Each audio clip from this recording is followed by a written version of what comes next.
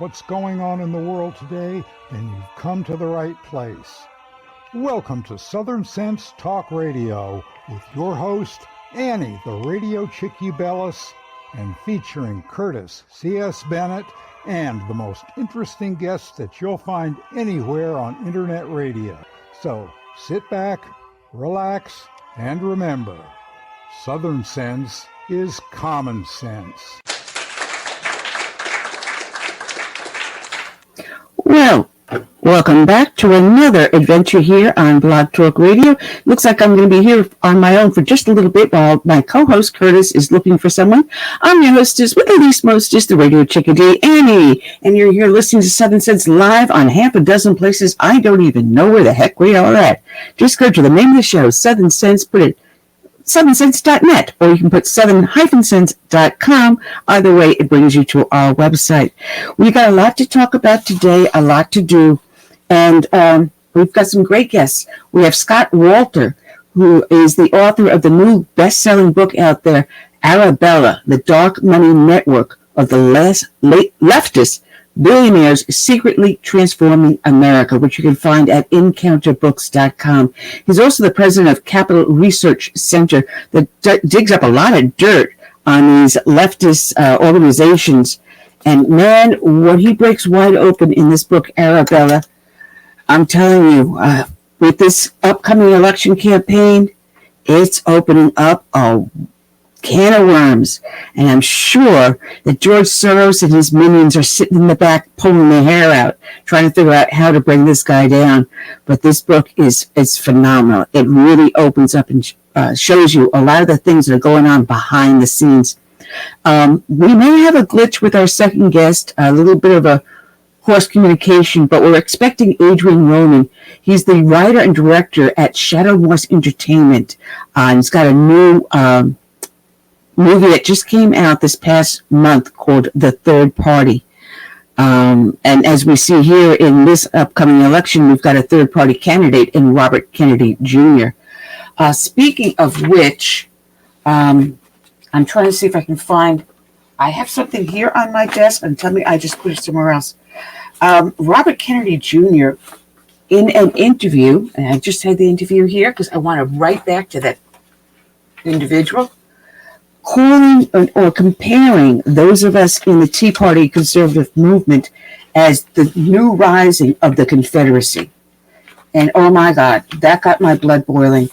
And I put the article somewhere, and I will find it later. But he called those of us that want to adhere to the Constitution, that want to lower taxation, to make government more transparent and smaller and off our backs, akin to the Confederacy and the KKK. It seems he's gotten himself into a little bit of trouble here. Oh, here it is. I found it. I put it behind my clipboard. All right. And those that are watching on the live video, the little kitty that just jumped up behind me, her name is Puppy. Yes. I got a cat named Puppy. But according to the Washington Free Beacon, he said the Tea Party movement is the resurgence of the Confederacy. He said big government is the threat, but that's not what the Tea Party cares about. They just don't want to pay their taxes. Okay. I don't know about that, because normally if you find someone that is conservative, they adhere to the rule of law, which includes paying your taxes. That's the last thing. What we do want to see is for the ridiculous taxes and regulations to go out the window. We want lower taxes. As a matter of fact, this is from a Newsmax article, and they're talking about Biden's, whether or not you're better off financially underneath Biden or Trump. And in this article, they state that under Trump, he cut the federal income tax rate from 35 to 21%, pumping up corporate profits, also helping back their stock prices. Instead, we're seeing this administration wanting to tax, get this, unrealized gains. So in other words, if you're a homeowner like myself, and you have piece of property, a house that you're living in, or a rental property, or just something you're holding for a vacation, it will increase in value, but you don't realize that value until you sell that house. That's not money in your pocket. So they want to tax you for money that's not even in your pocket yet. You have not earned it. Hence, it's called unrealized gains. So if we're against you taxing us for money that we haven't even made yet, how could that be a bad thing? It's not that we don't want to pay our taxes. We want to pay a reasonable tax. We want to know that those tax dollars go for the things that you claim that they're allotted for. I don't want to see a bridge to nowhere. If I'm giving my money for transportation funds, I want to see actual work. I want to see roads being repaired. I want to see bridges being built, but if for a reasonable reason, not one to nowhere, and one that is just benefiting more cronies. And I've got a perfect case right here in my own county I'm living in. And I went after the county council chair and asked him to explain himself for a project they claim to have been in completion. It's not. They can't obtain the land they need to finish the project because they want the landowner to donate to the county the land for free. That's his property. He lives on it. He shares it with his friends and neighbors. It's not the county's property. And they're going to try to use eminent domain to steal his property. We're against that. But he pays taxes on those properties.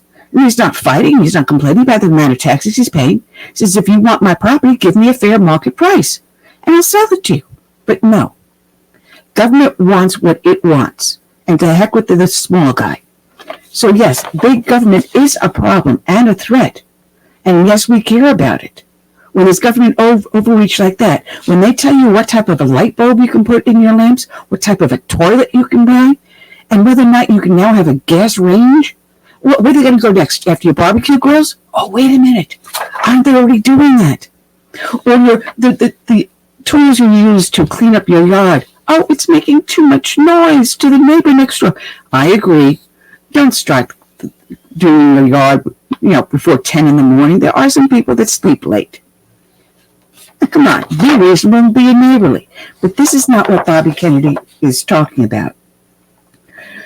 He said the Tea Party came out of nostalgia for a plantation economy, according to the report. If anything, the Tea Party arose after taxes were placed unjustifiably on tea, a major staple in the colonies. And the Tea Party came out of a northern state, an abolitionist state. Well, actually, it wasn't a state at the time, because the United States has been formed, but it was the first volley on our revolution to tell the government, back off, we're taxed enough already. And he further goes on and says, why is that? They all came out of those dozen southern states that were part of the Confederacy. This is the resurgence of the Confederacy. And he just slapped in the face every single person that lives north of the Mason-Dixon line that was a Tea Party activist, such as myself. I'm sorry, born and raised in New York. I came to the South as soon as I could, but that didn't change my conservative values, moving from state to state. It doesn't mean I embrace the values of the Confederacy. It means the exact opposite. It means the exact opposite. And he even got into trouble with abortion, saying he believes in abortion even if it's full term. This is a healthy child being born that can live and breathe on its own. Yes, it needs food and substance. Yes, it needs care, but it independently breathes. Its heart is independent.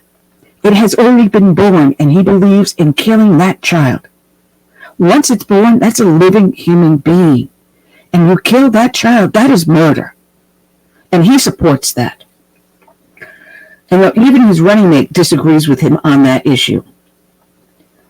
For those that are the never-Trumpers, those that are a third party, that are this America First movement that we see coming around, it's not the American First movement of the Trump administration. It's not the Trump campaign American First movement. It is a campaign, from what I'm seeing here in my own neighborhood, to rip apart the Republican Party and split us, and therefore handing the presidency to Joe Biden or whoever his surrogate is, because he's got these debates scheduled coming up the end of June. I don't think he's going to make them. I think they're going to find some reason to pull it and say, wait a minute, we're going to have to put a new candidate in Joe Biden's place. This is just simply my prediction. Not talk of some crazy person. I'm hearing a lot of this. I'm hearing a lot of pundits on both sides of the aisle questioning whether or not Joe Biden will actually show up for the debates. And if he does, would that be also an excuse to pull him his campaign and place someone else in his stead to run the national campaign against Donald Trump? So yes, I have a bone to pick with Robert Kennedy Jr. in comparing us to the resurgence of the Confederacy. It's the most ludicrous thing that I have ever seen. Right now, Kennedy is getting 10.8% of the five-way polling average, according to Real Clear Politics. And if anything, this may be the one thing that may sink his campaign even further, because this is not going to go unanswered from me.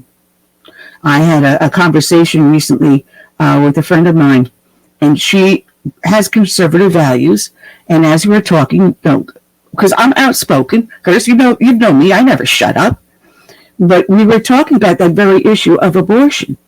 And I said, listen, abortion should be a state's rights. It's not one of the enumerated powers listed in the Constitution. That is a right accorded to each and every individual state, based upon the moral values of those voters within that state. Now, I personally do not believe in abortion. I do understand there will be instances where it becomes necessary for the health of the mother, or if the child it cannot be, will be born dead. There are children born stillborn. There are certain instances where it's the health issue specifically, not economic issue, but not monetary, not it's some other baby daddy that, I don't want his kid, but I want that guy's kid. Not that guy, but this guy. You hear about these welfare moms that have 4 or 5 baby daddies. There was an instance right here in Georgia where she had 8 different baby daddies, just so she can collect welfare. That's not an excuse for abortion. That's an excuse for being a responsible parent. But to say that up until the child is born, it's okay to kill that child, to abort that child, this is the belief that Robert Kennedy has. And then he has the audacity to say that we are the rising Confederacy, a Confederacy that came out of the Democratic Party, a Confederacy that gave birth to the KKK, a Confederacy that we fought from the northern states as abolitionists. And he says those of us that are in the Tea Party are all Southerners? No. This was a nationwide movement that the government killed with the IRS manhunt on us.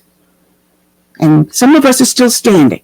And Robert Kennedy, you're going to be hearing from me. That's for damn sure. For this stupidity to say that the Tea Party is the resurgence of the Confederacy. And Curtis, you got no sound from you again, Curtis. Make sure your headset's in the right port. Here we go. Folks, this is live. You never know what's going to happen here. And we got comments coming up in here. Hello. Check one. Check two. We got you.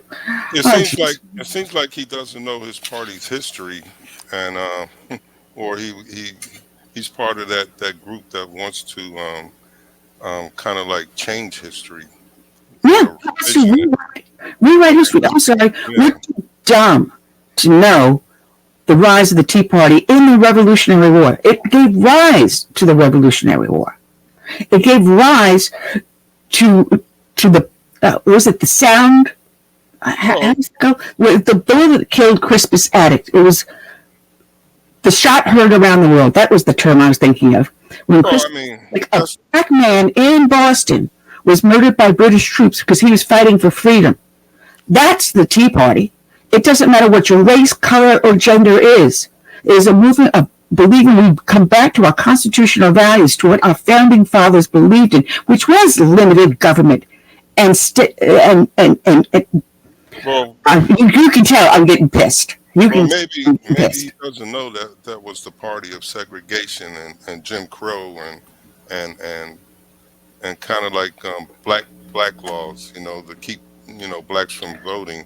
apparently he doesn't remember that his uncle had to send National Guards down to the South, the Democratic-controlled South, to allow black students to go to school and enter college there, to be integrated.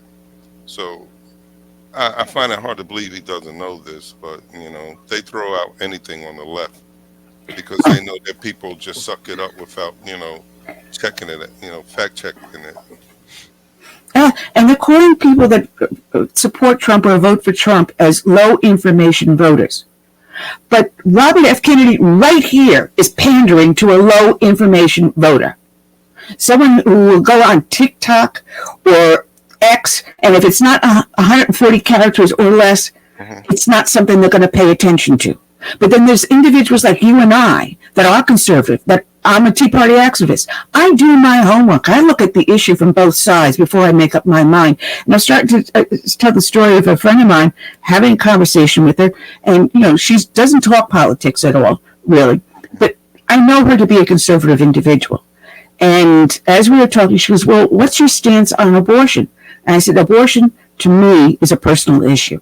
It's not something the federal government should be having any say in. It's a state's issue. And to me, it's an issue between an individual and God. I understand there are necessities for medical necessity for women and babies that are in distress. I can understand that. But if you're going to take a perfectly healthy fetus and simply because you didn't feel like being a mom, or your boyfriend or husband walked out and you didn't feel like raising the child, or it's going to cost you too much, or you didn't like that baby's daddy that got you pregnant, or any of these non-medical emergency reasons, I got a problem with that. To me, that's murder. Yeah. And when Robert F. Kennedy says he believes that you can still kill that child after it's born, that's homicide. That is intentional murder. Yeah, infanticide, yeah. That child did nothing wrong. It has no way to defend itself, and yet you're giving it a death sentence simply because it's inconvenient to you.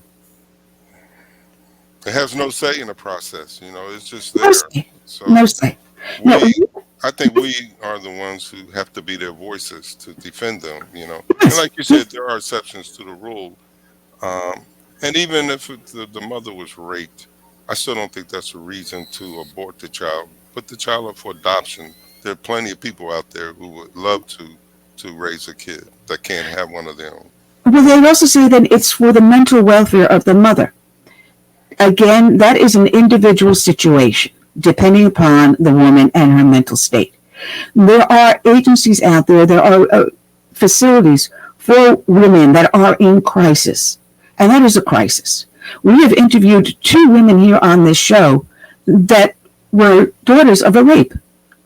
They were born because the mother was raped. They are healthy, intelligent women who have families of their own now. How many lives would have been lost had that mother decided to not take that child to full term? But the mother had the compassion, knowing that the baby is not the cause of the crime.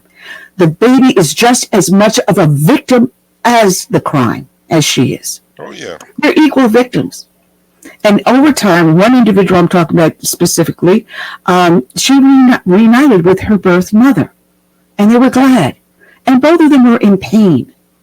And they needed, when they found each other, it helped them heal. So there is hope. But then again, it is an individual case-by-case basis. There will be some women that are so mentally fragile, they can't handle it. And there would be no choice but to. But then again, if there's a way to help them heal and to bring that innocent child to a full term, that child deserves a chance at life.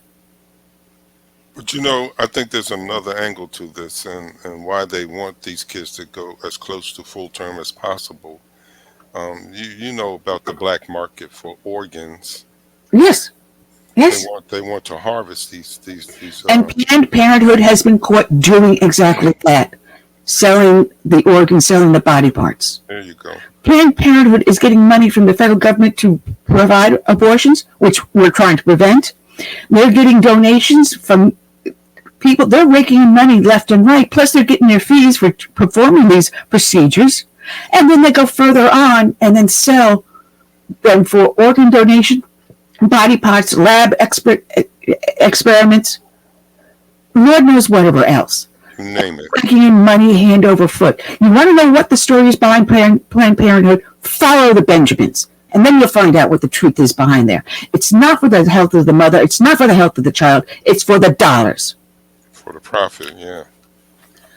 Well, now that I got myself riled up, and we only have a few minutes before our guest calls in, those that watch our show know that we start off each and every show with a dedication to a fallen hero. Well, today is going to be completely different. Today's show is being dedicated to the National Police Week, which is this week. Excuse me. It is dedicated to all the brave men and women that have fallen in the line of duty over the past year. And this is some of the statistics taken down from the Officer Down Memorial page, which you can find at omdp.org. In 2023, the total of line of duty deaths totaled 138. The number one cause of deaths was 48 caused by gunfire. The second was 23 deaths caused by automobile crashes. The number three cause of death in 2023, 22 years after the incident, is 9/11 related illnesses. 22 years later, men and women are dying in the line of duty because of 9/11. The number four cause of death in 2023 was vehicle assault. Of those deaths, the highest number of law enforcement officers killed in the line of duty, and this includes not just police officers, includes deputy sheriffs, correctional officers, probation officers, border patrol, and numerous other law enforcement agencies within our state, federal, and local governments. The number one month of cause of deaths was December. 16 members were killed in the line of duty in December alone. 15 were killed in August alone of 2023. The number one state with the highest law enforcement killed and died in the line of duty was New York. New York State lost 14 members of the service. The number two is easy to understand because it is a border state. The number two state with 11 deceased in 2023 in the line of duty was Texas. And the law enforcement did not die because they were men. They would die because they were law enforcement officers. 10 that died in the line of duty were women. 128 were men. The average age of law enforcement officers that died in the line of duty in 2023 was 45 years old. The average tour of duty, they were law enforcement officers for, on average, 15 years. But it's not just the men and women that serve that fine line of blue. It is also their canine partners. 29 canine officers died in the line of duty. The number one cause, 9 canines passed by gunfire. The number 2, 3 canines died in the line of duty from assault. And I can go through all the names, all 138 names, but it takes up 29 pages. And in this year alone, and this is only May, 58 members of the service died in the line of duty in 2024. 21 died from gunfire. 13 died from an automobile crash. 7 were deliberately struck by a vehicle. 4 died from heart attacks. And still, in 2024, 23 years later, 2 members died from 9/11 illnesses. And once again, New York State leads in line of duty deaths with 5 members of the service dying in the line of duty. Today's show is dedicated to these brave men and women and canine officers that served and protected and lost their lives in 2023 and 2024. Please take a moment for prayer as you remember them on this week, National Law Enforcement Week. May God bless each and every one. So we dedicate this show to those members of the services that died. We also dedicate this show to all other first responders, be they firefighters or emergency services, alongside with law enforcement. Also to our military, from the birth of this nation through today and into our hopeful future. And we dedicate this song by Tiffany, Soul of a Nation. May God bless each and every one.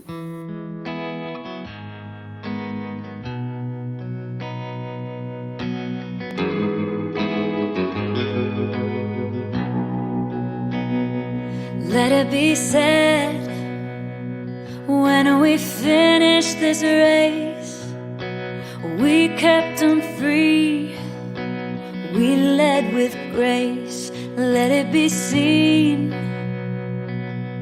from sea to shining sea, beautiful America, living our legacy.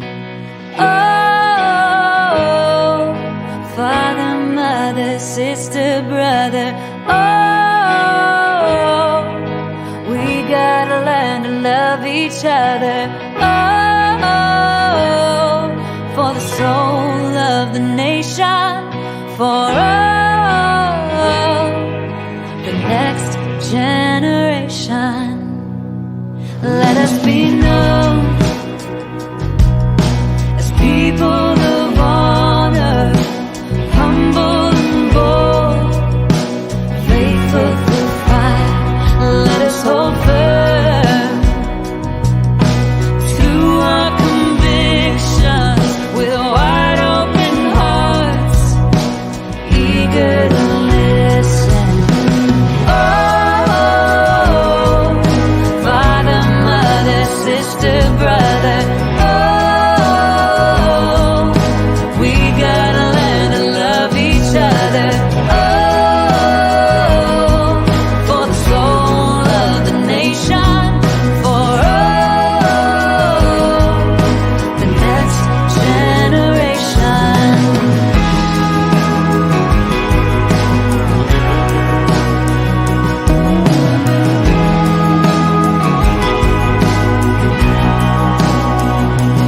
Let us make room,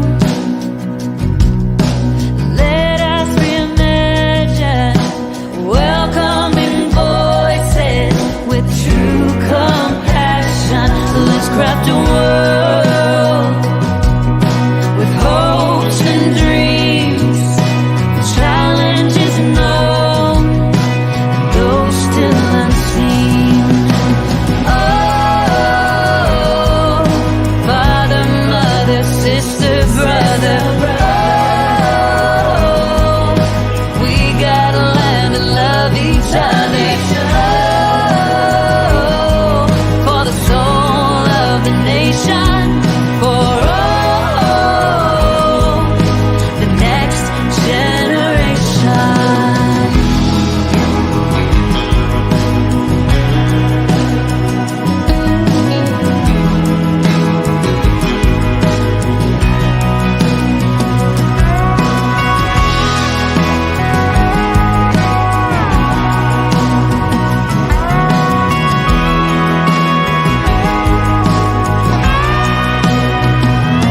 Let us be sure,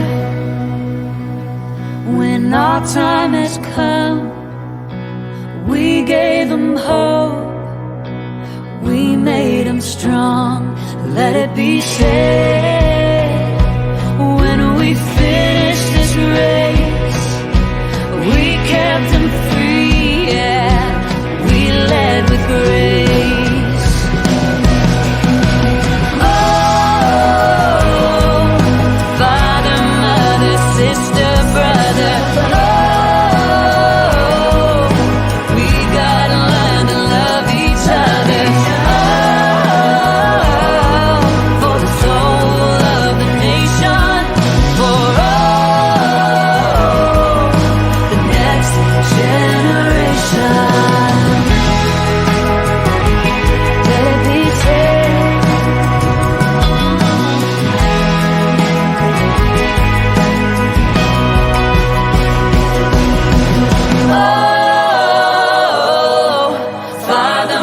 mother, sister, brother. Oh, we gotta learn to love each other. Oh,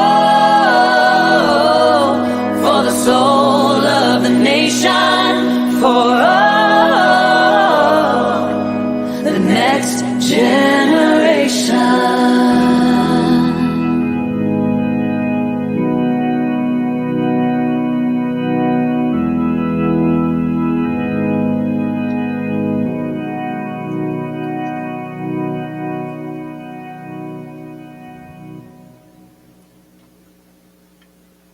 All right, and we are back. You're here listening to Southern Sense live everywhere. Just go to the name of the show, southernsense.net, and check us out. I'm your hostess with the least mostest, Annie, the Radio Chick-A-Dee, Ubelis, along with my co-host, the one and the only, the genius, Curtis C.S. Bennett.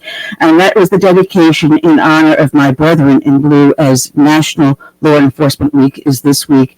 And I'm sorry, I got a little choked up. I've stood too many formations for my brethren in blue. This week means a lot to me. That said, we have a gentleman waiting patiently in studio to bring on board. His name is Scott Walter, and he's the author of Arabella, the Dark Money Network of Leftist Billionaires Secretly Transforming America, found on Encounter Books. Good afternoon, Scott. How are you today? Great to be with you, Ann. Oh, it is our pleasure. Yeah, welcome to the show. Welcome to the loony bin. Listen, I got to tell you, I got so frustrated and angry last night. I was reading your book up in Kindle, and the way I do it with authors is I'll highlight the section, and then I'll print out the highlighted notes. Makes it real easy. Well, I've got a brother printer that's going to go through the window. So finally around 9 o'clock last night, the notes printed out, and I've got like about 29 pages of notes printed out. But I got to tell you, this book is scary. I knew dark money, and I knew Soros was behind a lot of this stuff. And I also often question just how far the tentacles of the spider went. But it's not just George Soros. He's like a kid in the candy shop compared to what Arabella actually is. And to follow this, now, you're president of Capital Research Center, so you had the research ability to find all of this out. But for a peon like me, this actually blew my mind. I mean, I know that the government manipulates us. No, not in the least bit. But the amount of teeth in straight manipulation we find from Arabella and its offshoots in partnership with the federal government and big tech is staggering. And we wonder why everyone's saying the election's not stolen.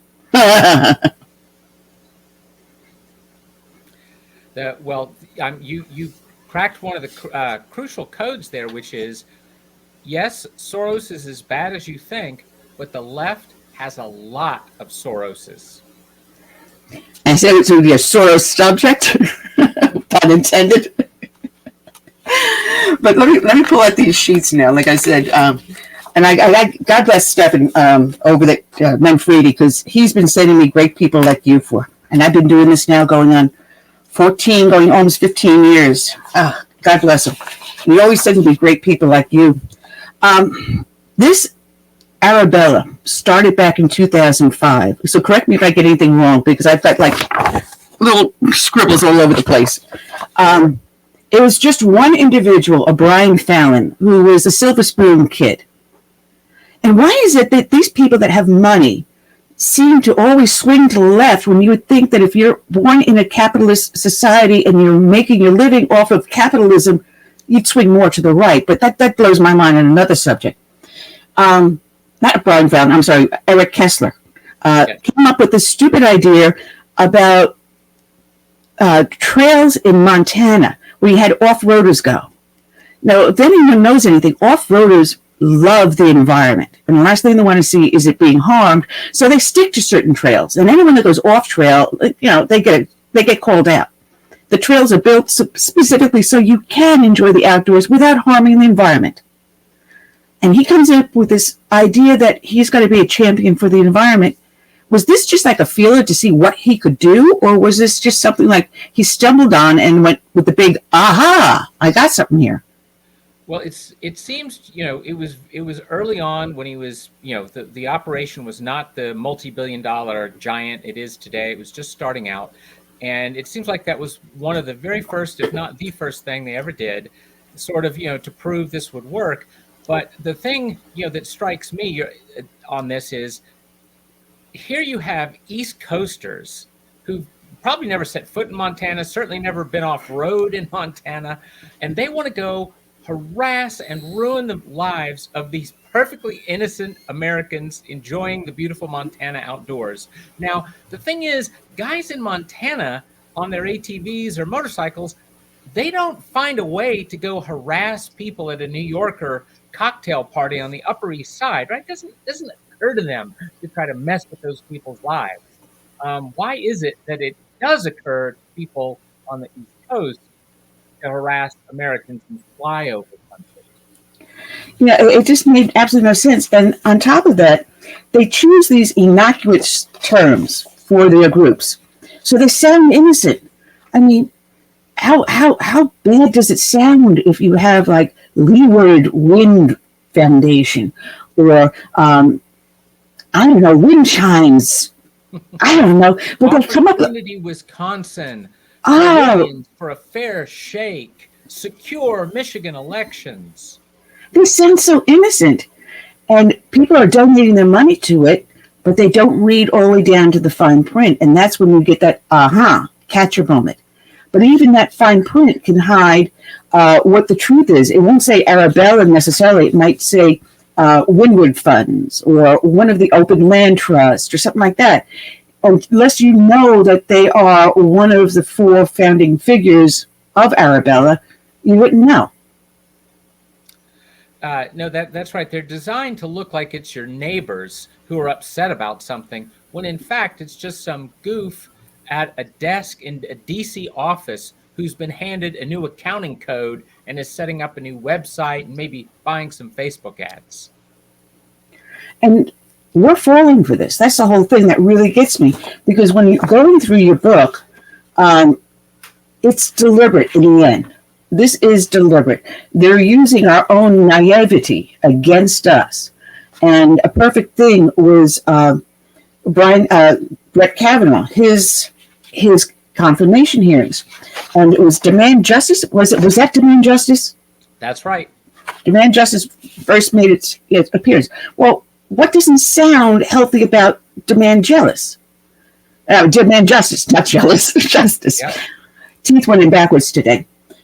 So here they are, they're protesting a bit against Brett Kavanaugh, but again, I think it was the toe in the water point. Let's see how far we can get with this and how naive people are. But the second you see someone come up with pre-printed signs to a spontaneous protest, and the little bells go off in my head, bells and whistles. Yeah, and remember, in that case, they didn't just have the pre-printed "Stop Kavanaugh." They also had "Stop Barrett" and multiple other names. So they had all the people he might have named, right?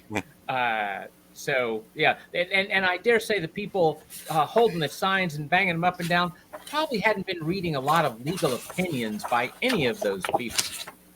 But we also see that basically in these Hamas supporting rallies. All the pre-printed signs, everyone's wearing the same color prayer shawl and the same face mask, same tents. These are organized. And they did this deliberately against Donald Trump and his rallies, too. They would send them in to try to cause a disruption, pretending that they are MAGA supporters. Yes, the most famous thing there was James O'Keefe and Project Veritas, of course, famously got Scott Fovel to say, "Oh yeah, we hired mentally unstable people and shoved them into the Trump rallies in hopes that there'd be something that would make them look bad." Absolutely, and ladies out there watching and listening, James O'Keefe in person is better looking than on camera. I had the opportunity to interview him one-on-one at a South Carolina Tea Party Coalition convention back in anyway. Some years ago. Hey, Scott, you heard of the saying that we are swimming in the ocean of knowledge, but so many of us are swimming in the sea of ignorance. I tend to blame that on our educational system, the media, even some of the leadership in the communities and whatnot. But how do we get around this? I mean, with all this technology, it seems like people have forgotten or never learned how to do research. I mean, how long have we had Space Force now? Because I just ran into a friend of mine and the mayor of this town who never even heard of Space Force. Uh, I'm well, scratching my head. Yep. Well, you are right that it is the hardest thing of all is to get other folks to listen and to learn about things. But it is also a struggle to do the research. This book is the fruit of years of research by my whole team. As I'm very clear from the very beginning, this is not my book. This is the team's book. I just get to take credit for it. But it's the educational system is, as everyone, what proportion of Americans would say our schools are not doing a good job, right? 80%, something like that. And it's true. They don't teach them how to think, nor do they teach them anything to think about, right? So they're ignorant of anything except the one single fact: America's a racist country. That is the only thing they learn ever that. been taught to somebody from pre-K to postdoctoral. That's it. And they don't know any other thing. I mean, like you were saying about the protests, from the river to the sea. Like, if you ask, what percentage of them could name the river or even the sea, right? That's just utter ignorance, but fanaticism, nihilism, hatred, death to America, death to Israel, rah, rah. Well, a little to the offside. I did hear at one point people that are angry and dissatisfied. There's some sort of I'm trying to think. I'm having a bit of a brain fart today. Some sort of like a hormone gets exploded in your system. It's like an athlete, when you get that rush. You also get that same rush if you're angry. So you can be perpetually angry because you still get that adrenaline rush. That's the word I was trying to think of. I can't. Why would I not remember that? I had enough of them as a cop. But you would get that adrenaline rush, and then if you can make someone feel inferior to you, it makes you feel even better and higher. So it is like a drug in their bloodstream, and maybe that's why those of us that are conservative, we're so nice and calm and even and happy. But they've taken this to a fine science, and we're talking about transparency, but there's absolutely no transparency in this because you never know who the donors are or actually where the actual money goes to. They have so many spin-offs, and yet I found ironically that one of their programs is to do campaign finance reform, but the very finance reform they're campaigning for would be the thing that just shut them down at the same time. So it's kind of like an oxymoron. Yes, I did read the book. Yes. Well, the one of the things to know about campaign finance reform is that it's virtually always a complete fraud the way it actually works out. So the last big law like that was McCain-Feingold all the way back in around 2002. Mm-hmm. But guess what? 8 billionaires provided almost all the money to lobby for and pass that bill. And those 8 billionaires had the same last name. You want to guess? Soros? Not Soros. His last name is Foundation. Right? Oh, I got the joke. Blah, blah. But they're billionaires. Don't ever forget that. They are billionaires. Yeah. And they paid for dozens and dozens of grantees of theirs to go and demand, we've got to have campaign finance reform. Now, the biggest donor of them all was Pew Charitable Trusts. And, Pew does polling, too. They have a division that does polling. Just a couple of weeks before McCain-Feingold was signed, the Pew polling outfit asked Americans, here's a list of 22 issues. Rank them in the order of importance. Would you care to guess what was 22nd out of 22? Campaign finance reform. 21 was global warming, Pew's other great thing they were financing. So if you want examples, they love to talk about democracy, and yet they thwart overwhelming majorities of Americans on things like that, or voter ID laws, or shoving men into women's sports, right? All these things, 80% of America doesn't want this because you'd be nuts to, but they do. It's a spider web. But can you explain how Arabella actually gets away with this? Because if you're supposed to be a nonprofit, you're going to be a 501c3 or a 501c4. And yet they've taken this to such a high science that there's basically no IRS reporting. There's no transparency in donations. There's no transparency actually in the actual work that they really truly do. But what we do see is the aftermath of it, such as in these Hamas protests. Well, here's the basic Arabella scheme that is ingenious, to be fair to them. So Arabella Advisors is a for-profit consulting PR firm, and it created and operates about a half dozen different nonprofits. You're right, both the C4s, the C3s types and all. And the checks get written into those, right? So Soros or Gates or whatever, they're going to write checks to the nonprofits. And then those half dozen nonprofits create hundreds and hundreds of the fake groups we were laughing at, like Opportunity Wisconsin and Keep Iowa Healthy and all. Now, the thing is, though the half dozen nonprofits do have to file the IRS disclosure forms, like my think tank does, and any other charity or political. Those are the 990s, right? Yeah, but exactly the IRS form 990. But one of those half dozen entities is aggregating hundreds of the actual groups, like Demand Justice, you mentioned, that fights on court nominations. So Demand Justice, when it was created by Arabella, didn't have to file its own 990. It was just one of dozens and dozens of projects of the 1630 fund operated by Arabella. So you can't go and look and see, well, do they have board members and who are they? How much did they spend on fundraising? Did they pay for first class travel? What was their budget in the first place? All of those things disappear when you agglomerate so many projects under a single nonprofit. Well, you write in your book, under this secretive arrangement, Demand Justice is not required to file the annual 990 tax reforms with the IRS, which gives Demand Justice advantages over its opponents.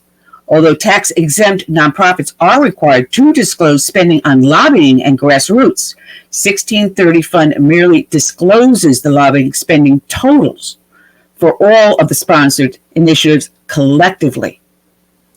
Exactly. Man, that's crazy. That is, and then went after the RT Party groups back in when we were formed in 2010. Lois Lerner. And it's exactly the reason why I told my group we stay a loose association of friends. We do not incorporate. And we get things done, but we're not raising funds. We're not going out there invading someone's office and saying, you must. We're not out there protesting for the destruction of another nation. We are law-abiding individuals, but this is not what Arabella has given birth to. No, although here's the funny, the epilogue to that Demand Justice story is, after we had been attacking them as this inside this gigantic dark money entity, because the people in Congress who scream the loudest about dark money are the people who hate justices being on the Supreme Court, like Clarence Thomas, and actually respecting the Constitution and the laws. So it was embarrassing for them to have their biggest ally, Demand Justice, be part of the biggest dark money network in America when they themselves have been screaming about dark money, dark money. So Arabella finally got spun out after several years into an independent nonprofit. So it does now file its own 990, but it will shock you to learn that a lot of that money still comes from Arabella. So independent with quotation marks. Well, now there's a reason for these names. Arabella, 1630 Fund, was it the Woodward Foundation? There's a reason for these names. What is the history behind that? And it's kind of like diabolical. You're quite right. So I believe you mentioned already, this gets off the ground in 2005. And in the aughts, there was a huge push by the lefties, especially in the environmentalist movement. And our trust fund baby who started Arabella of course, got his money from fossil fuel related company. Daddy's company was auto parts, right? But anyway, but he's an enviro. So I'm convinced that the reason he chose these names was because the environmentalists were trying to seduce evangelicals in America to become environmentalists. They would call it creation care and whatnot. Right now, Arabella was the name of a famous ship that Puritans. early Puritan fathers for America. They got in the ship Arabella and they go to America. Another of his ships was Hopewell, which is the name of another Arabella fund.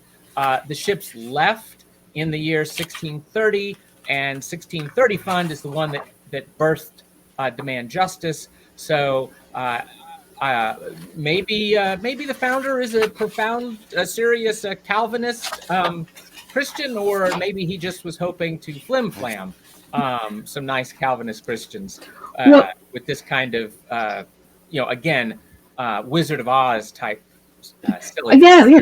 Actually, I played Dorothy in The Wizard of Oz. Don't look behind the curtain. Anyway, you mentioned the Pastor's Toolkit, and that was care of the Venture Fund that wanted the pastors to integrate creation care with teaching into their ministry. But it was a huge environmental push, the Green New Plan, or whatever you want to call it. Fossil fuels are bad. Solar energy and wind are good, despite the fact that those solar panels are poisonous and you cannot put them in an ordinary dump. You have to handle them as hazardous materials.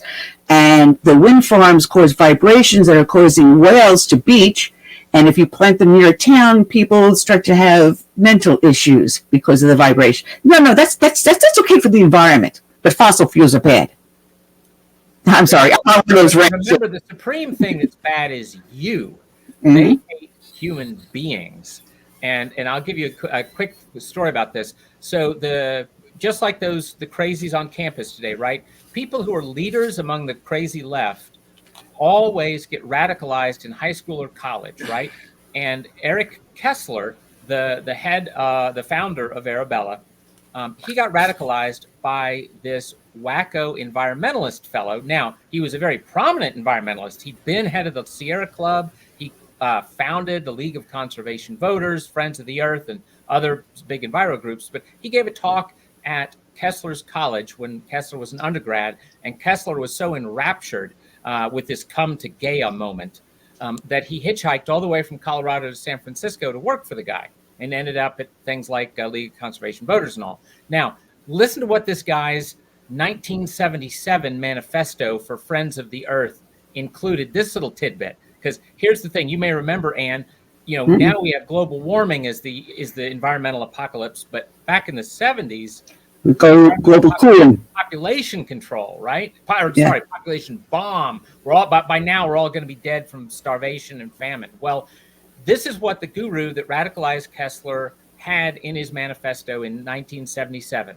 The first chapter of the manifesto is on population, and it considers these possibilities. Maybe it will have to be a crime to bear a child unless the government gives you a license. Oh, wait a minute. No, that's not radical enough. Maybe we'll have to force contraceptives into every parental aged human. And then if you get your license, you can get an antidote to the contraceptive so you can have a child. If the government says it's okay. Wasn't that a movie back in the 1970s? Oh, yeah, that's right. It was called Logan's Run. Farrah Fawcett's first movie, Logan's Run. I don't remember it well, but I remember the title in Farrah Fawcett. Yes. How can you forget? And I owned a pair of. Like democracy to you? Or No. Like, I don't know, authoritarianism a little bit, maybe kind of.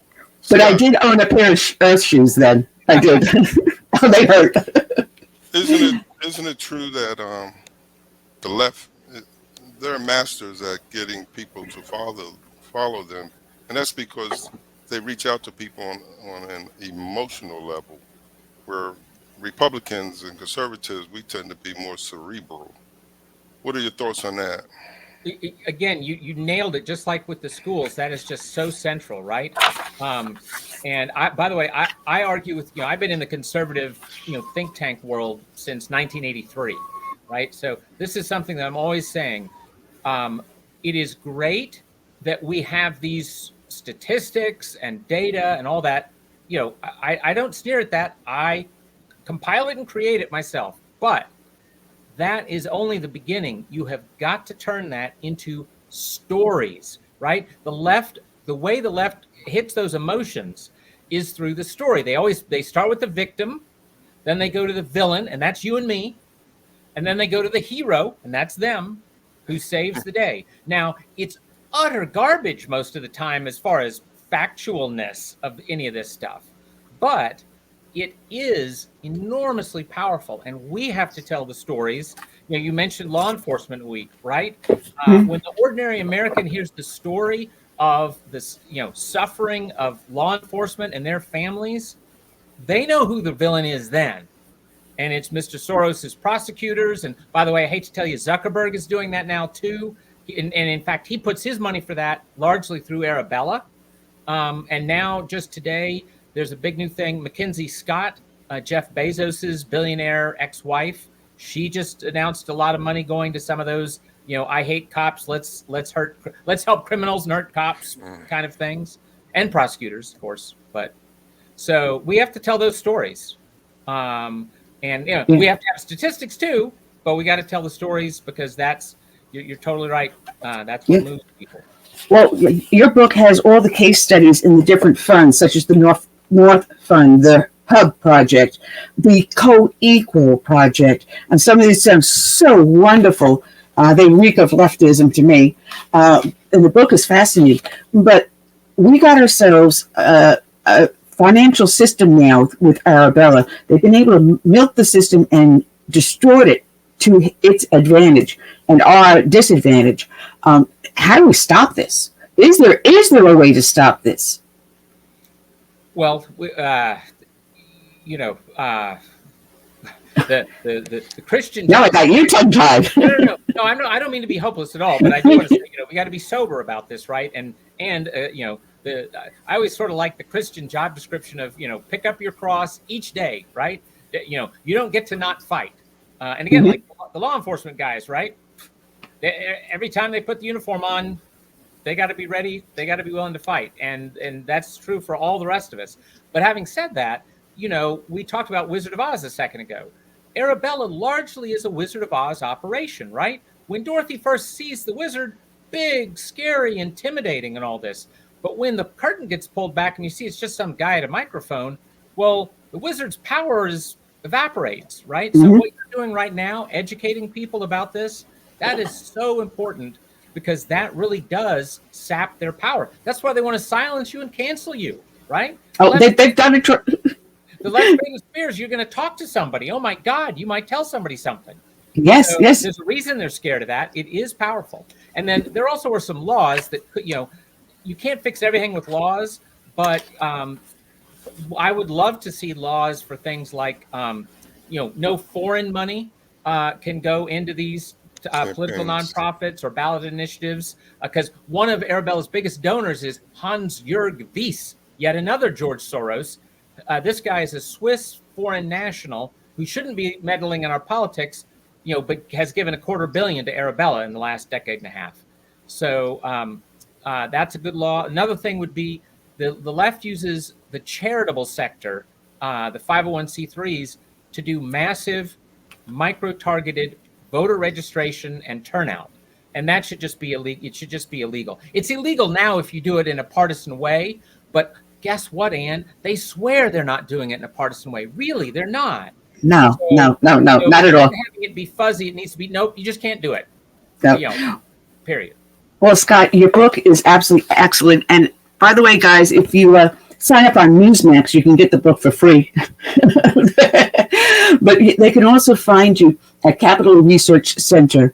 You're the president over there, and great research. I'm telling you, the book just scared the ever-loving out of me because you didn't realize. And I'm sorry, I've been a conservative since the day I've been born. So I've been fighting an uphill battle all my life. Coming out of New York.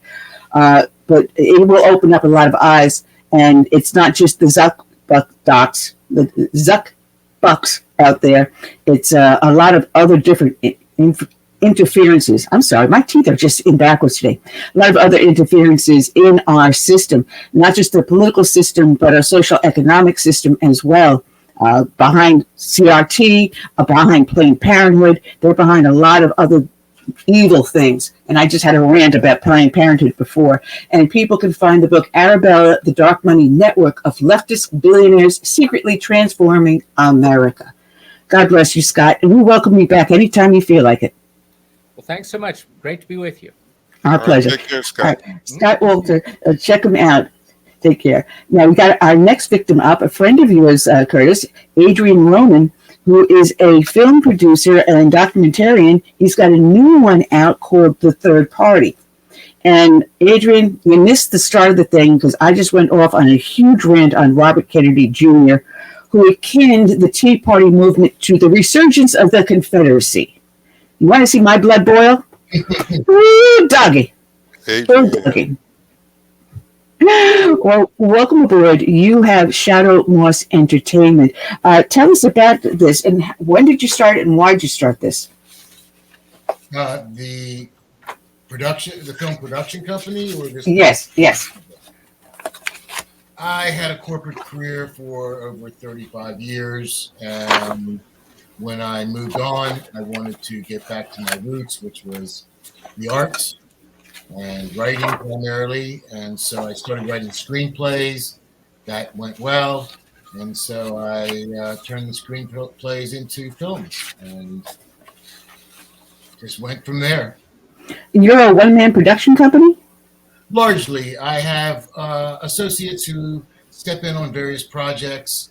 One particular, his name is Scott James, and he's executive produced on several of these projects. So I'm carrying the ball on it, but I've got some help.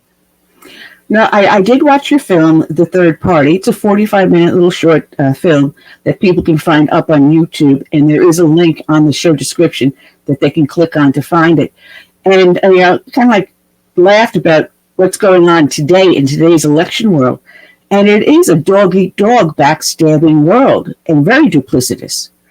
Right. Yeah, for sure. That's what it's about. It's definitely trying to key in on, what's happening behind the scenes that I think potentially many people aren't aware of. Certainly people who watch shows such as yours and other conservative podcasters and news shows are aware. But then there's the general public and many people in the middle who I know who kind of actually, frankly, stay away from a lot of politics because they, it's oppressive and they just want to live their lives. So I think that one of the things that the arts can do, whether it's a stand-up comedian, a novelist, an author, or a filmmaker, is maybe they can cross over or reach some people who otherwise, let's say, would not turn on a Newsmax, right? So I didn't make this. I didn't want to be preaching to the choir, and I believe that some of the, whether it's people who are very conservative or people who are very liberal, the large majority of their audience already believe in their ideology or what they're saying, and they tune in, to be informed and to hear what's new, possibly, right? What's happening now with the Supreme Court, or what's happening now with legislation or the presidential elections. And then there's people that, want to be entertained, and it's like Dave Chappelle. I saw one of his comedy specials, and when he says something that might poke at a certain ideology, it's a huge bomb that goes off. And there's people that you would consider themselves liberals, maybe not leftists so much, who have adored him and loved him for decades. So when he sort of punches around at some of their beliefs, I think that he might actually reach people, and I think film can do that as well. Well, it's funny. When did you start writing the script here for the the third party? Actually, I started writing it in 2019. We did pre-production in 2019. We started shooting it in 2020, early 2020, and then of course got shut down. COVID. Yeah, and it was harsh. And the story was really very different. It was about a recent young law school graduate, and she got thrust into national politics. And that young lady did an unbelievable job. She was, she played the lead, but she left. And when COVID hit, she wasn't coming back. I mean, she hibernated. So many people that saw the 23 minutes that we did shoot of that pilot kept urging me over the years. And, man, it's not gotten much better since 2019. In fact, I think it's gotten worse in some ways in terms of the polarization. So I rewrote the script last year, and we shot it.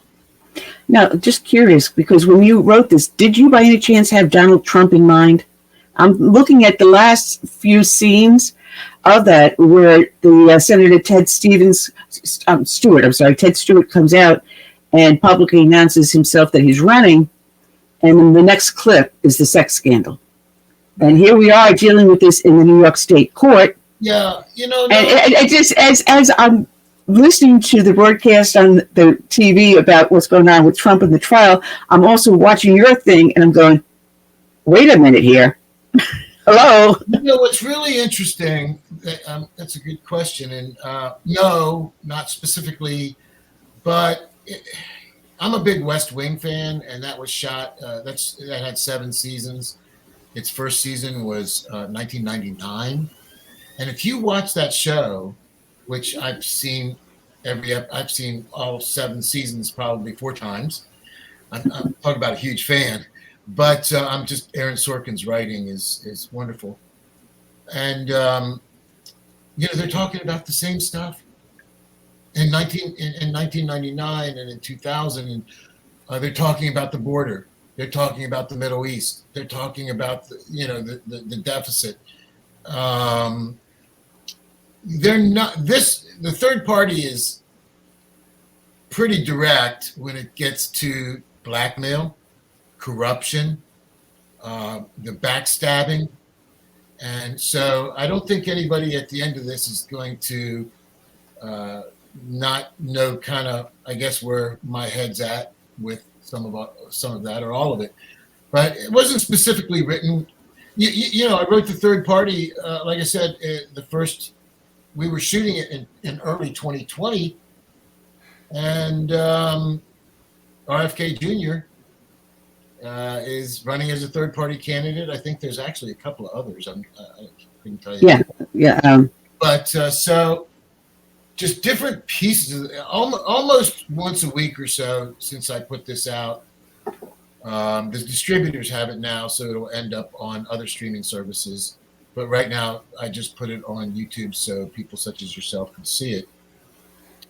And but it's not really directed toward any one politician. It's really, for me, it's a commentary, an expose on national politics, and it's really sad how true to life a lot of these things that happen in this film are. But about once a week, someone calls me and said, "Hey, I just heard that, this happened or that happened," and it's in the film. So there's a lot that's in this film. The border stuff is pretty direct, and how, both candidates feel about that. And then the media bias that I thought through the different interviews from the 2 candidates exposes the media bias, and certainly at the end. Yeah. Well, as a talent, you're into films. I write novels, and there's nothing more I would like better than just to write my passion, which is adventure stories, human interest stories, and things like that. But it is important to me the direction this country is going in. So I have used my literary talent to address that. Right. And it's good to see that in your platform, you're pretty much doing the same thing. I know you probably would love to write and make movies about some other subject other than politics, but the nation at times call for us, to use our talents to help save this republic. Thank you for that. You're right, and I frankly, I didn't want to jump in to the fray. I've had adversity and tragedy in my life, and I just wanted to produce art, and I paint in oils. My wife's a watercolor painter, and she's quite talented, and I write, and I love telling stories, and I have a film called Oak on the Outside that's done very well, and it's on a lot of different streaming services. It has a poignant message because the subplot is a anti-child trafficking message, but it's a romantic drama. And yes, you're right. I this welled up in me. It's hard to. I think I'm no different than a lot of people. I don't want to battle every day. I want to have a nice life. I'd like to go walk in a park and go to an art gallery and go hear the symphony or a concert or, take my wife out to dinner. I don't want to be embroiled constantly in picking up a sword and battling against the evil forces that are attempting to bring this nation, and not just this nation, but seemingly the Western world, to its knees. And I did this, really to make some kind of a contribution in that regard. And that's why I didn't really pull any punches. I mean, once you're 3 minutes or 4 minutes into this thing, you're starting, I'm launching missiles like every 3 minutes in this thing, right? There's a line Senator Stewart has asked about the border, and shouldn't we, open our arms to people who are from other oppressed nations. And he tells this story about how when he was a young man with a young family, many of the members of the church would go on mission trips, right? And the pastor asked him, why you don't volunteer? And his answer was, it's because I'm just scraping by. I mean, I have a wife, I have 2 babies, I have one on the way. My family is my first ministry. Until I can, get my own house in order, can't really. And that story is a real story for me in my early 20s. But then he makes the comment that this is, it's like feeding your neighbor's kids and watching your own children starve to death. There's a line of dialogue for you there. So that kind of thing crops up in this 45 minutes. Every 2 or 3 minutes, there's another one of those. But yeah, I mean, I love art, and like many people, right now I'm writing kind of an old 1940s thriller. I love the 1940s movies. I love Casablanca. I love the Maltese. Bogart. Yeah, I'm a Bogey fan. Huge Bogey fan. All of the 40s movies, I love them. I've studied them. Edward G. Robinson. Key Largo, right? But then you get both of them. So yeah, I mean, I love movies. I love all kinds of movies. And A Few Good Men, Pretty Woman, just all kinds of films. And Shawshank Redemption, My Cousin Jim. And I do want to make those films. I want to make a comedy. I want to make a romantic film. But this one was made. I mean, I think my dad, Annie. I don't know if you know my dad. You want to talk? No, she doesn't. Okay, well, I mean, Yeah, Because, I know him. Very passionate. yeah, do you know anybody more conservative than my dad? I mean, my gosh, it's 24/7. I It met never a few. stops. So, He's up you know, there. to some degree, I made this, for my dad, and because I knew that he would appreciate the effort, and the contribution. And it's a 45-minute pilot. If I had a budget and I had investors, I'd make it into a limited series and make 4 more 30-minute episodes prior to the election. But I'm doing this largely on my own money, so I'm not good at asking other people for money, and I should be, but I'm not. But you can't make things for free. So just curious. Now, the actors you have in these, are they paid actors, or are they just friends standing in helping you? Who are they? They are professional. Most of them are professional actors, and they volunteer to do this for free. Pro bono. All right. Yeah. So, you have to do craft services. You have to pay people and feed people. You have to pay the makeup artist because she's got perishables that she uses and so forth. And the camera guy, the sound. I mean, these people have equipment. But the actors, I had 4 of the actors. 3 of them came from above Charlotte to Charleston. That's 4.5 hours one way. They're in the car for 9 hours, and they work for free. So they really wanted to do the project. And I don't think it's necessarily, I don't know if they're conservative or not. To be honest, I never asked. I mean, that's, I think they like the script.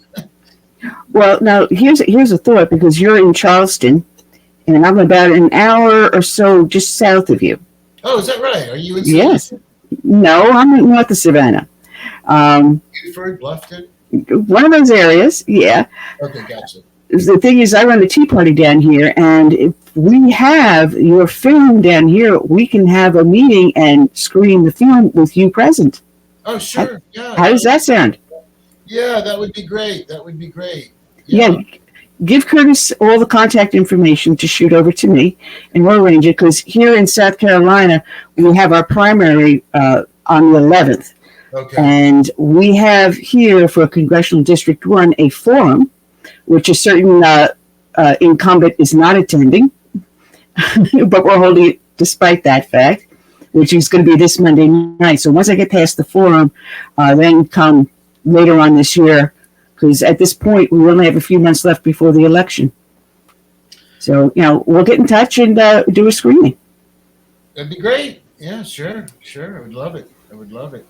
Like I said, I think that the distributor has it, and most of my films are on Amazon and Apple TV Plus and Tubi and a host of other streaming services, Vudu. YouTube? Well, I have my own YouTube channel, and I will be taking it off of YouTube the minute the distributor gets it on some of the larger platforms. And there's a marketing friend of mine who told me that I should put it on Patreon myself to, raise revenue, and I've never tried that, so I don't know. I never heard of them. No, I have heard of them. I haven't used them at all. But I was going to ask a question, just went right out the window right now. I apologize. Oh, yes. If people want to find out more about you, is there a specific website besides Shadowmoss Entertainment they can go to? Sure. Well, anybody that wants to look up people in the film and TV business, they go to imdb.com. You can put my name in, Adrian Roman, and it'll show you what films I have, and IMDb may also tell you what streaming services they're on. You can also just Google or DuckDuckGo or whatever it is you use and type in Adrian Roman. Now, there is an Adrian Roman who is a guitar player from South America. I saw that, yeah. Now, if you type in Adrian Roman movies, then I'm at the top of the search for that. And like I said, Oak on the Outside was my last feature film. It's an hour and 41 minutes long. And that one has been viewed by pushing 2 million people worldwide, which is interesting. Because, you know, you have this romantic drama, and it's a little bit about PTSD. There's a veteran theme to it, but there's also an anti-child trafficking theme to it. Component. Yeah, if you watch that, I have to tell you, by the end of it, you also know how I feel about that. Well, I'm very direct about that. Well, it's a fantastic website that you have, Shadowmoss Entertainment. I was looking at, you have like 20 different films out right now. Am I counting it correctly? Out. Some of them are in post-production, which means they're in the edit, and some of them are in pre-production, right? So, and some of them are in development. So you got your fingers in a lot of pots here. I do. I'd be dangerous if I ever got any sleep. Your wife will say, I got 5 minutes of peace and quiet if you fall asleep. You know, I mean, my poor wife, right? You know. Look, we've been together since 1981, so I guess she's used to me by now. God bless. God bless. Marriages don't last a long time lately, but some of them are starting to survive. Yeah, you know, that's another thing, you know, about what's happening. It's just weird. Certainly the internet and then social media. And thank God I, you know, am not a young man in this society, because, man, it just seems brutal. And there's so much depression and anxiety and ADHD and wokeness. Well, no question. You know, that's a big part of it. But yeah. You know, we're in a swipe world. All of us, including older people, our attention spans. I mean, we have the attention span of a fruit fly. I mean, these younger people who grow up with these devices in their hands. I was at an event with my wife, and we were coming out and walking toward the parking lot, and I saw a kid in a stroller who must have been 5 or 6 years old staring at a cell phone. I was like, oh my God. Come on. Yeah. They don't communicate with each other. You could have a family outing in a station wagon. Well, they don't make station wagons anymore, but yeah. You know, and everybody's on their own individual device. Nobody's communicating. Well, young people That's use horrible. cell phones for everything other than a phone. They don't call each other. They don't talk on the phone. They're texting or whatever else they're doing, largely, I guess. Streaming. Yeah. Well, you know, it's there's some young adults who, you know, are actors that I know, and they're lovely. And they'll call me. I had a young woman who wants to, you know, get into acting, and she's out of college now and relatively local. So, you know, they will call people. They just don't call each other. Well, I've always said it's become a disposable society. And when you have your attention being held more by your smart device than by your next door neighbor or spouse or child, then we have a problem in society. So how we get people to disconnect, and yet you're broadcasting on the very platform that you want people to disconnect from. So it becomes a catch-22. Right. Well, that's interesting. You should say that. I saw this ad on Facebook talking, and it was like, "Hey, advertise over here because Facebook ads don't work." And I'm like, "You're advertising on Facebook." Hypocrisy knows no bounds. But, no, you know, it's just COVID was the nail in the coffin. You know, I think about London and England, and you know, going to the local pub and where people would communicate and share ideas and argue with each other and debate things, and that was all shut down. Does you know, are there any bowling alleys left where, you know, young teenagers and young adults would just go hang out with each other and eat pizza? You know, the public square is the internet, and look, this is fine and everything with the Zoom or whatever, but it's not the same. You know, human beings, I think we have this thing that comes off of us. I don't know if you want to call it pheromones, but, you know, when we're together, when we're in a room together, when we can shake each other's hands and look each other in the eye, and I don't know, it's so different than being, you know, on a screen. And I think there are some young people who recognize that, but they're not really necessarily sure how to fix it. You know, are they going to go back to bowling alleys or something like that, right? There's a pond behind my house, and it's really encouraging that every now and then I'll see 2 or 3, you know, boys back there fishing. Yep. And they don't have their phone out. They're yelling across the pond at each other. That's something me and my 2 brothers used to, you know, just so. Well, here's a thought now for an upcoming film for you to work on. Is what? This very subject, the disconnect. The disconnect. Well, Adrian, we're down to our last couple of minutes here on the show. It has been such a pleasure. And the movie you have is The Third Party, which is excellent. You're going to have it right now on YouTube. And as I said, there is a link to your website. And we welcome you back anytime. And we'll be talking about you coming down for a visit.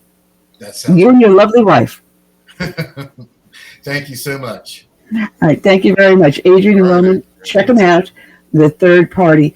And we're down to our last few minutes here, seriously, Curtis. And next week, I was just double checking, we have Jennifer Barbosa, who's running out of Florida's district. I don't remember. I think it was Florida District 15. I could be wrong, 14 or 15. She'll be on the show next week. And the following week, we have Shirley Uhas, who's running for the State House here in South Carolina, as well as Mark Tapscott coming back on the show the following week. So we're getting booked well ahead. This new format seems to be working out if I can hit the right buttons at the right time. Yeah, but that's all we got. I got a few more people that want to come on too. Okay, great. Well, I thank everyone for joining us. That's all we have for today. And remember, this week is National Police Week. Please walk up to a law enforcement officer near you and thank them for a job well done. With that, I say good night and God bless.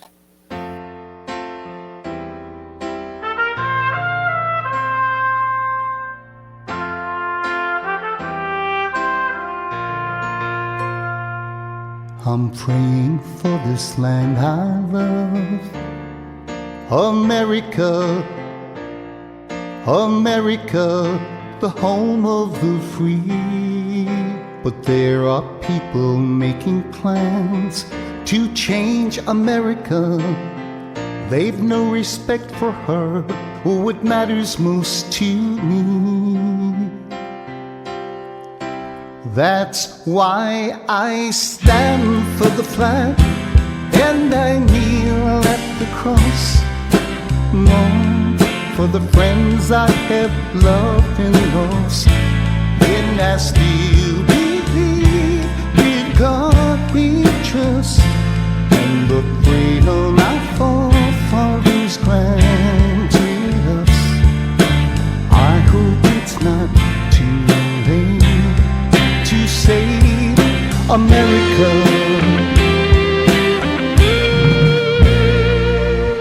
Do you hear our battle cry across America? We've got to rescue her. You know it's up to me and you to see the truth behind their lies.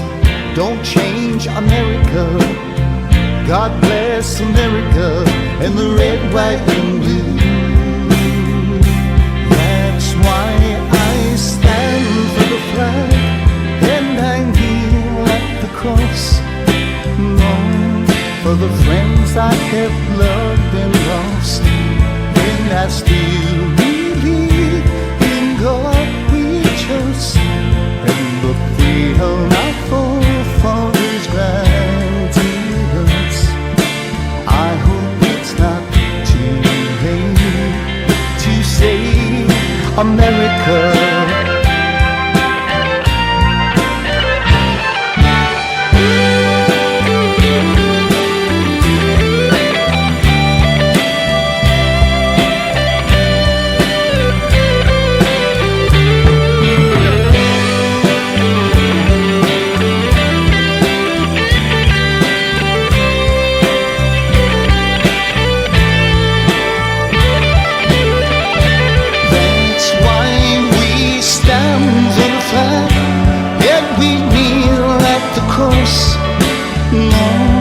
for the friends we have loved and lost, and we still believe in God we trust, in the freedom our forefathers granted us.